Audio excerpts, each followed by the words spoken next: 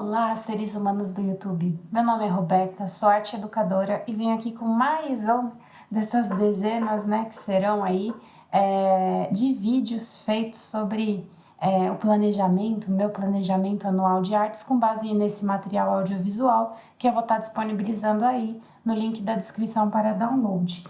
A aula de hoje em especial é para segundo ano do ensino médio, especificamente primeiro bimestre, no qual a gente fala um pouco sobre história em quadrinhos, a origem da história em quadrinhos, o que é história em quadrinhos, como ela pode ser trabalhada para falar sobre questões históricas ou para contar histórias de maneira geral através das imagens. Então, vamos começar aí. O que seria uma história em quadrinhos, né? Quais são as características que eles lembram das histórias em quadrinhos? E aí pode deixar a turma falar. Depois desse momento, a gente também coloca aqui as considerações que estão no material, História em quadrinho é uma forma de arte que une texto e imagens. Então ela tem uma narrativa, ela é literária, a história em quadrinho ela faz parte da literatura, porém também tem imagens, Trabalha com arte de texto e imagens, tá? Tem histórias em quadrinhos que não possuem texto? Sim, tem diversas, que são só narrativas através das imagens, mas aí a gente vê depois, mais pra frente. É considerada a nona forma de arte, então antigamente, se consideravam 7 formas de arte, na qual a sétima era o cinema. Mais recentemente, agora temos 14 diferentes formas de arte, da qual a nona é considerada em história em quadrinho, mas aí entra também a questão do videogame, da arte dos jogos de videogame, da arte digital e essas outras modalidades artísticas. E aqui esses quadrinhos são online, tá? E eles são assim animados mesmo, coloquei aí para ficar interessante, mas se quiserem dar uma lida, On a Plate, esse é Richard, seus pais têm uma vida ok, e essa é Paula, seus pais nem tanto. A casa de Richard é confortável e seca, suas estantes cheias de livros e sua geladeira cheia de comida. A casa de Paula é cheia de gente e não muito além disso, é úmida, barulhenta e ela vive ficando doente. Então, olha só, são crianças, Conta-se aí uma história até que a gente pode trabalhar essa questão social, Vamos lá. Uma das primeiras tiras em quadrinho modernas, tá? A gente está falando aí do que a gente já conhece como quadrinho hoje, foi The Yellow Kid, do Richard Felton, tá? Que é esse menino, com um traço bem estereotipado asiático, e ele faz aí, através dessas tiras, ele se relaciona com objetos ou com outros seres, ou, aqui embaixo a gente tem esse pássaro que está dentro não sei o nome desse instrumento, Então, a primeira edição foi em 1896, e é um pouco estereotipada a tira, se for reparar, assim, não é uma abordagem ruim sobre, da origem étnica de maneira geral, dá para perceber isso pelo quão antigo é o quadrinho, e vocês vão observar que aqui no Brasil também houve essa questão meio xenofóbica no início dos quadrinhos, inclusive o termo gibi tem a ver com isso, a gente vai ver mais pra frente, tá? Voltando lá no passado, quais narrativas, qual maneira de narrar histórias que a gente pode se remeter para o que se tornaria hoje a história em quadrinho, A gente observa aqui o estandarte de Ur, que é uma obra mesopotâmica lá de 3.200 anos antes de Cristo. Gente, a gente não chegou nem nos 3.200 depois de Cristo, mas já aconteceu 3.200 anos antes, tá? E conta essa história de guerra e paz através desses quadros sobre Ur, tá? É um estandarte pequeno, eu acho que, pelo que eu me lembro, ele tem cerca de 40 centímetros no máximo de largura, a altura também é baixa, Ele é pequeno, ele é feito com algumas conchas, mas também tem essa pedra preciosa azul que tá ali atrás, E ele narra essa história do povo indo para a guerra, guerreando, como a gente pode observar ali no terceiro quadro abaixo, até pessoas sendo pisoteadas pelos cavalos. E do outro lado desse estandarte, a gente vê aí a comemoração, né? Ganhou a guerra, então aí a gente vê, de acordo com as classes, né? Que lá em cima tem os nobres comemorando, sendo servidos, enquanto os seus servos vão trabalhando embaixo para que essa festa aconteça.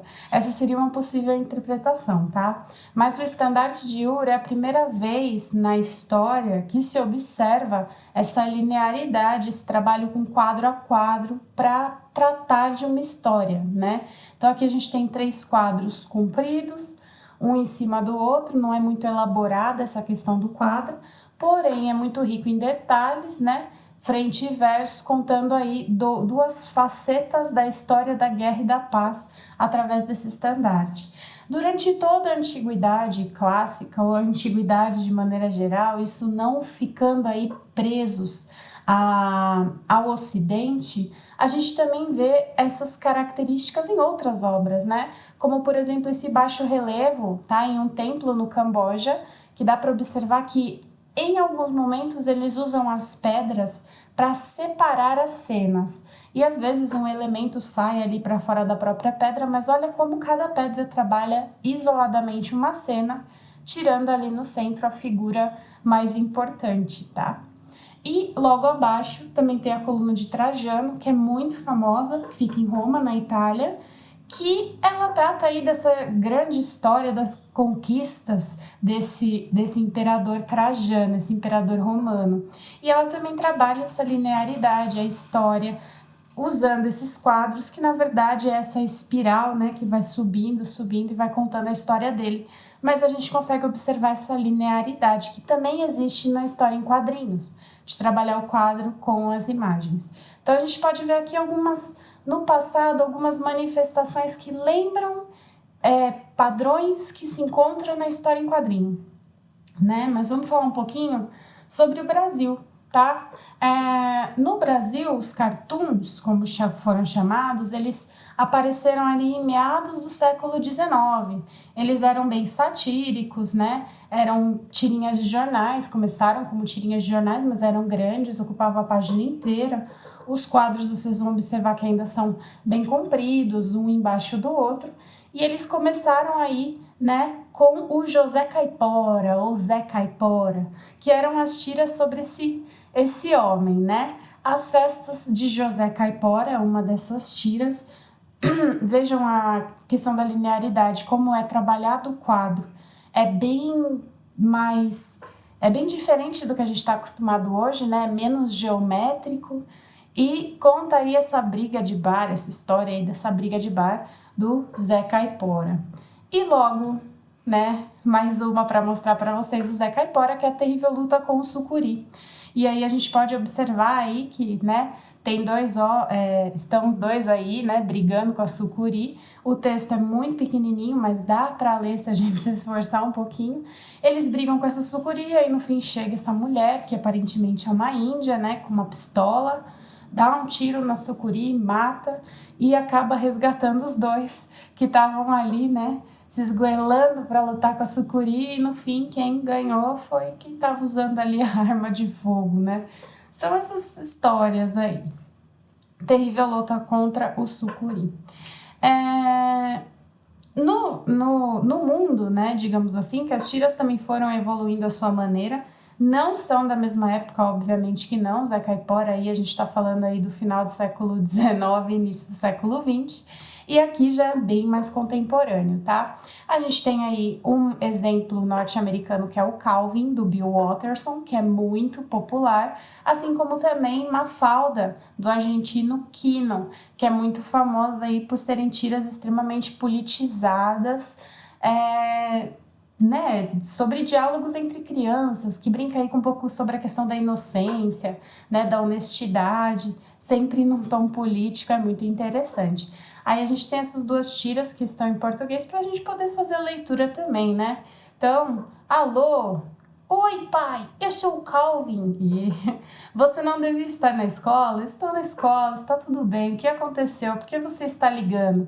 Eu disse para a professora que precisava ir ao banheiro. Fala rápido, quanto é 11 mais 7? Né? Então, assim, tem essas brincadeiras aí com esses personagens infantis. E logo abaixo também o quadro da a tira, desculpa, da Mafalda, que coloca essa provocação sobre as pessoas que são moradores de rua, né? E o quanto as pessoas podem interpretar isso de uma maneira diferente. Então, a tira termina com: pra que tudo isso? Era só escondê-los. Gente, né? É bem interessante essas discussões da Mafalda, feita pelo Quino. Em 1905, surgiu aqui no Brasil essa revista, o Tico Tico, considerada o primeiro quadrinho aos moldes que a gente está acostumado mesmo, revista em quadrinho, e não apenas tiras de jornal, né, do Brasil, que foi o Tico Tico, né? Aqui tem algumas referências, dá para ver que a questão do blackface, que a gente fala muito hoje em dia, é extremamente explorado, né? Aqui a gente vê esse personagem estereotipado, assim como o próprio Azeitona, que é o personagem negro da turminha, ele é desenhado de uma maneira estereotipada, como todos são, ok? Mas ele, em especial, lembra essa questão do blackface, de denotar aí características negras de uma maneira constrangedora, né? Dos teatros norte-americanos, que os atores só podiam ser brancos e se pintavam. Então, assim, para quem não conhece um pouco sobre a questão do blackface, é importante ver antes de falar um pouco sobre isso. Porque o início dos quadrinhos no Brasil teve uma conotação racista muito forte. E é importante colocar isso também para os alunos, né, que não são mais crianças, agora a gente está falando do segundo ano do ensino médio, que muitas vezes esses quadrinhos, por serem mais informais e terem a intenção de ser engraçados e divertidos, eles podem muito bem perpetuar com certas práticas de épocas que hoje são totalmente inaceitáveis, como, por exemplo, o racismo, o blackface, esse culto ao norte-americano, algumas coisas que a gente pode observar até em algumas capas, né, do Tico Tico, que foi esse quadrinho aí que surgiu no início do século passado. Aqui tem um trechinho da revista Tico Tico, que ela tinha vários personagens, é como se fosse uma versão um pouquinho antiquada, né? Na verdade, uma versão muito antiquada do que hoje seria a Turma da Mônica. E tem essa aventura do Anjo Belé, que dá para ler, inclusive, esse quadrinho com um pouco mais de facilidade. Talvez não os alunos na tela, né? Seja numa televisão ou num projetor, mas dá para o professor ir acompanhando se houver necessidade, se quiser falar mais sobre especificamente a história do quadrinho. Eu não vou fazer isso agora, né? Em 1939 foi lançada a famosa revista Gibi, né? E aqui, na legenda, eu coloquei: na época Gibi significava moleque, porém com o tempo passou a significar revistas em quadrinhos. Sim, significava moleque? Sim, eu coloco aqui essa significação para não ficar tão impactante, mas Gibi era... As pessoas chegavam a chamar como se fosse um moleque negrinho, tinha essa coisa da cor envolvida, tá? Então acabou que gibi já é um termo um pouco moleque, né, bagunceiro, pobre, negro. É interessante também falar um pouco sobre a origem dessa palavra gibi, tá? Que de maneira geral, assim, tirando todos os preconceitos envolvidos, significa moleque, mas é um tipo específico de moleque, né? E esse tipo específico de moleque é um estereótipo aí, né, criado sobre a questão negra. Aí temos aí Gibi, o Touro Ferdinando, Mãos ao Alto, Dick Track. Então, digamos assim, que é bem assim uma cópia estadunidense, tá? Aqui a gente já não tem mais personagens como, por exemplo, o Azeitona, né? Que o Azeitona do Tico Tico, mas a gente tem outras conotações que não são legais, mostra aí a questão estadunidense, tem Velho Oeste, gente, a gente vive no Brasil, né? Foi a primeira revista em quadrinhos do Brasil, mas ela não fala sobre o Brasil. Ela acaba importando aí uma cultura que a gente já assimilou de tal maneira que é muito difícil de tirar agora. Mas fica aí esse primeiro quadrinho gibi. Inclusive, se vocês observarem ao lado do título, tem esse rapaz, né, esse garoto negro com a camisa branca, né, chapeuzinho de malandro e tudo mais, porque gibi significava isso, um moleque travesso, negro da periferia, né? Então é interessante a gente não esquecer isso e não esquecer que a referência tá bem aqui. A Turma da Mônica surgiu em 1959, acabou se tornando aí o mais famoso quadrinho brasileiro, foi criado por Maurício de Souza, tá? Toda a história da Turma da Mônica também envolve as suas próprias polêmicas, mas de maneira geral foi a Turma da Mônica que popularizou o quadrinho no Brasil, mostrando o clima brasileiro, as questões da criançada do campo, né, e tudo mais. Obviamente a gente não vai falar sobre questões raciais, porque é nítido, né, que tem pouca representatividade em Turma da Mônica, tinha pelo menos, né? Não sei como está, na verdade eu vejo Turma da Mônica jovem hoje, vejo que tem referência no mangá, acho interessante, mas não conheço os novos personagens, né? Mas a Turma da Mônica, ela também tem esse traço totalmente branco, né, que a gente conhece e que é muito popular desse período aí que a gente tá falando, em que ela surgiu aí, anos 60, né? Mas hoje em dia tem evoluído muito, a Turma da Mônica tá inativa até hoje, usando de diferentes narrativas para falar coisas razoavelmente boas. Então, Turma da Mônica hoje já tem um pouco mais do meu respeito, né? Mas já li muito Turma da Mônica na infância e não tinha eu não tinha essa problematização, até porque eu me sentia representada pelos personagens, eu dizia que eu era Magali, eu até me parecia fisicamente com ela, né?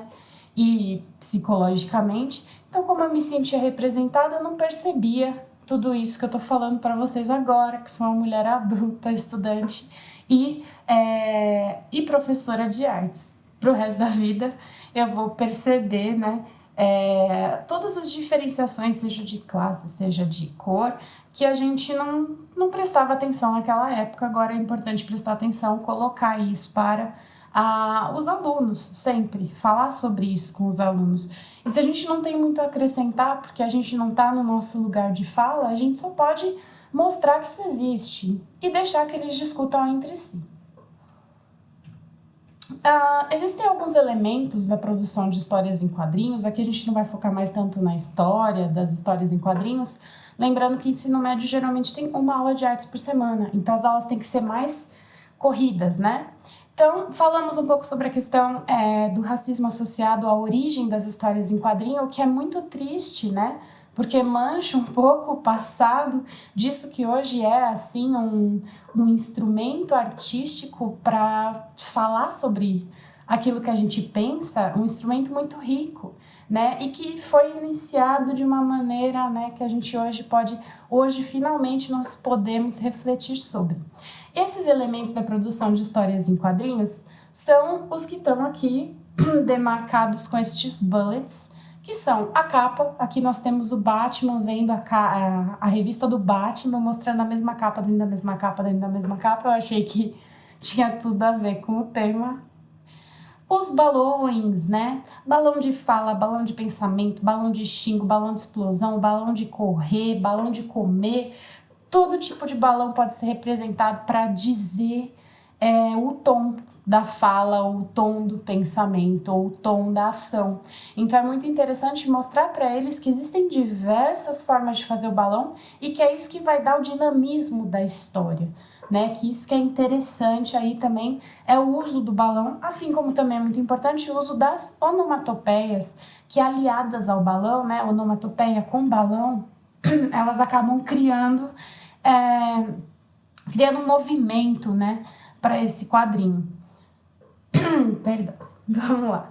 Os recursos gráficos, o que é? É a ilustração, é a qualidade do desenho, é a pintura, é o trabalho, né, manual ali envolvido ou digital envolvido. E aqui a gente tem esse trecho do Batman, que dá para ver bem o uso das cores, aquele fundo meio aquarelado, belíssimo, o contraste do preto com esse branco, azulado, cinza.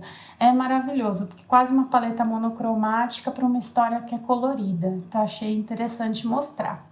Expressões faciais são extremamente importantes para a gente saber o que o personagem está pensando, porque quando um personagem é irônico em um filme, a gente tem uma percepção muito rápida. Mas em um quadrinho precisa ter uma expressão facial que se adeque, né, ao que ele está falando, de uma maneira que dê a entender se ele está mentindo, se ele está falando a verdade, se ele está sendo irônico para o espectador, para o leitor. Temos também as expressões corporais, que o Homem-Aranha aí, ele é um dos grandes exemplares desse uso da expressão corporal nas histórias em quadrinho.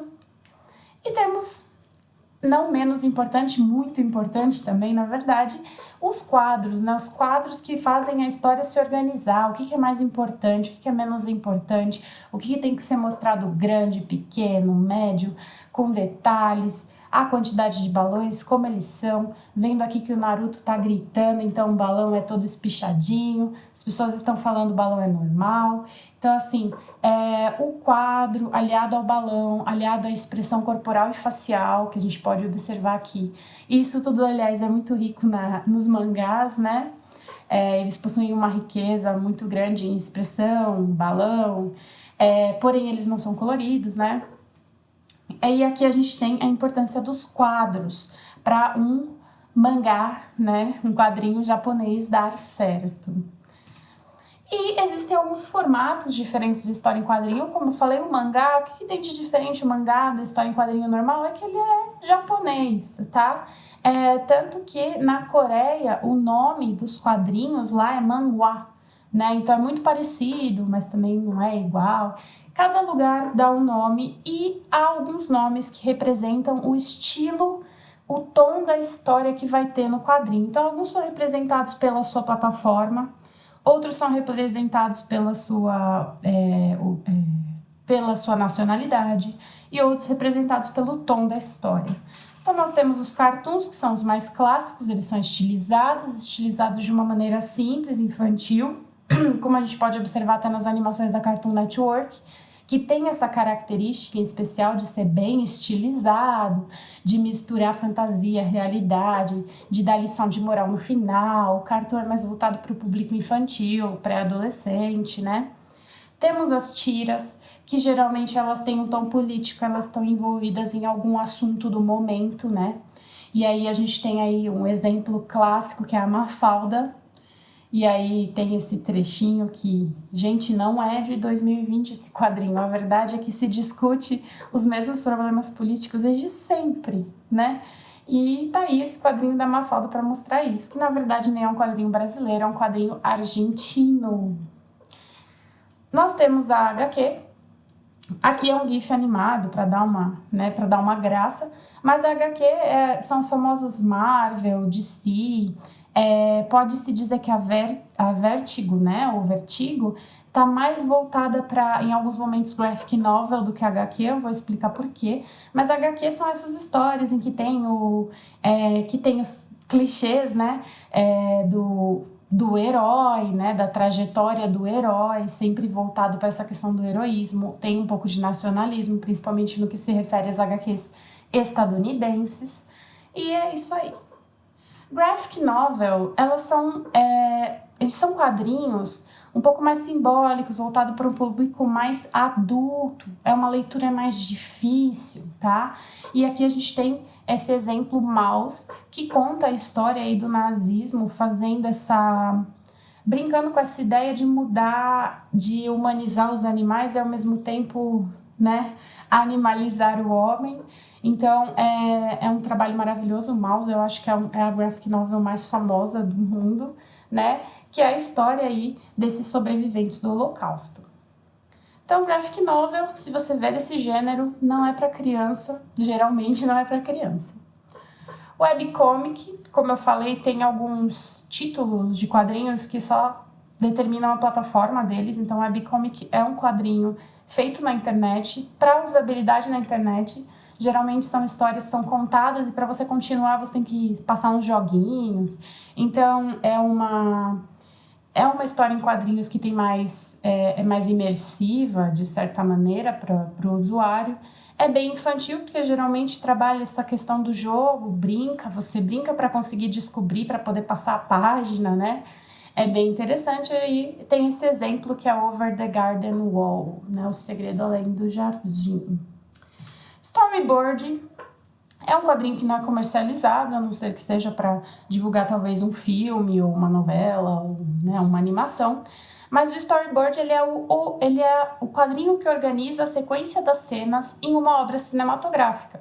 Então aqui a gente tem esse storyboard aí, né, de Procurando Nemo, e logo abaixo uma cena aí para vocês verem né, a cena acontecendo. Eles não representam a mesma cena, infelizmente eu não encontrei um storyboard que batesse com uma cena que eu peguei, mas essa imagem é um GIF, então um GIF animado, não precisa ser anexada, tá aí bonitinha no PowerPoint para vocês usarem. Nós temos também o fanzine. Fanzine ele é ou fanzine ou zine, como as pessoas chamam. Ele é um quadrinho independente, história em quadrinho independente que você vai lá, desenha, xeroca e vende na rua, ou em eventos voltados para quadrinho, ou em eventos de contracultura e etc. Então eles são sempre um pouco mais polêmicos, eles trabalham os temas marginalizados, às vezes, nem sempre, tá? Eles são mais underground, né? Que são os fanzines. E, por fim, e não menos importante, a gente tem aí o quadrinho que tem dominado a cabeça dos jovens, que é o mangá. E aí temos esse exemplo aí de My Hero Academia, só para não ficar aí presa no Naruto, para os alunos acharem que eu só conheço Naruto, né? Mas até aí vocês também podem dar uma olhadinha nos mangás que estão circulando no momento. É interessante que eu reparo que aproxima muito os alunos e os professores de uma maneira agradável. Você conhecer um pouco o mundo deles, para eles né, é uma coisa de louco. Então, se você tem interesse em conhecer as coisas que os alunos gostam, ou se porventura você tem a sorte de ter prazer, né, e gosta das mesmas coisas que eles, não esconda isso, né? Deixe claro que você gosta, que você conhece aí e tal, My Hero Academia. E por fim, a atividade clássica, se a gente está falando de história em quadrinho, ninguém vai sair sem fazer história em quadrinho. Então essa atividade ela é organizada em trios, na qual o trio pode escolher quem vai trabalhar um determinado processo da produção desse quadrinho. Então a gente tem o roteiro, desenho, arte final. Então o roteiro, história, desenho, risco, organização dos balões de fala, né? E a arte final é a pintura, é o contorno, é dar o acabamento no quadrinho de maneira geral. Então esse trio ele pode se organizar separando qual é o processo que cada um vai fazer. Tem gente que gosta de desenhar, tem gente que gosta de escrever, tem gente que não gosta de nada, tem gente que gosta de pintar. Ou eles podem gostar de tudo e simplesmente dividirem tudo entre si. Assim como também se eles não gostarem de nada, eles também dividem tudo entre si. Então é interessante que seja uma história em quadrinho feita em trios, feita por um grupo, porque afinal tirando o mangá, né, que às vezes, não sempre, é o mangaka sozinho lá, se matando lá para fazer, e muitas vezes ele tem um desenhista de cenário só para ajudá-lo, né? Aqui em trio a gente vai ver também o processo de produção dos quadrinhos tradicionais, né, que envolvem aí diversos profissionais. Como eles vão fazer um quadrinho curto, serão só 3, né? Mínimo de 8 páginas com capa e contracapa, ou seja, 2 folhas de papel sulfite dobradas ao meio são suficientes para fazer esse quadrinho, né? Que ele pode variar de tamanho ou variar de formato, enfim, né? Livre. E é interessante que eles percebam, principalmente que eles lembrem aí dos anúncios antigos das revistas em quadrinhos aí que eles tinham da Turma da Mônica. Até os mangás, eles anunciam outros mangás nas contras, né? No verso da capa, no verso da contracapa, sempre tem um anúncio. Então é interessante eles se divertirem fazendo um anúncio no verso da capa e da contracapa. Esse seria o finalmente aí para dar um charme. É interessante, aqui eu coloquei 2 folhas de papel sulfite dobradas ao meio, mas é melhor fazer em canson, porque quando pinta, contorna, às vezes ultrapassa o verso, como são ilustrações de escrita frente e verso, é melhor que seja canson, né? E aqui eu coloquei que era uma atividade avaliativa naquele momento. Uma parte da atividade foi feita em aula, o restante foi feito em casa e eles entregaram em formato de trabalho. Então aí depende do seu interesse. Da quantidade de aulas, se tem mais de uma aula, dá para você trabalhar também a coluna de Trajano, né? Pegar um canção, eles trabalharem de maneira linear a história da vida deles, depois fazer um rolinho, colar uma na ponta do outro e ficar assim uma coluninha de papel canson. Eles podem trabalhar N maneiras, né? Através dessa aula de história em quadrinho. Mas como eu falei, a maioria das aulas são mais aceleradas, né? Por conta de ser uma aula por semana. Então é uma atividade só ao final, mas se houver oportunidade de fazer mais, dá para trabalhar aí a coluna de Trajano, dá para brincar aí um pouquinho, entrar um pouquinho mais na questão do templo no Camboja, o que significa aqueles deuses, né, e tudo mais. Dá para trabalhar aí, entrar no estandarte de Ur, né, e como era viver naquela época, e o que foi aquela guerra, e tentar imaginar um universo, enfim. Não vou falar demais também, vocês, né, já tô acostumada a ficar falando muito aqui nos vídeos. Como faz tempo que eu não fazia vídeo, dei umas engasgadas aí, espero que esteja tudo bem ainda. E a próxima aula, ainda de primeiro bimestre para segundo ano do ensino médio, é animação, né? A animação. Espero que vocês tenham gostado. Link para download deste PowerPoint na descrição do vídeo. Muito obrigada, valeu, tchau, tchau.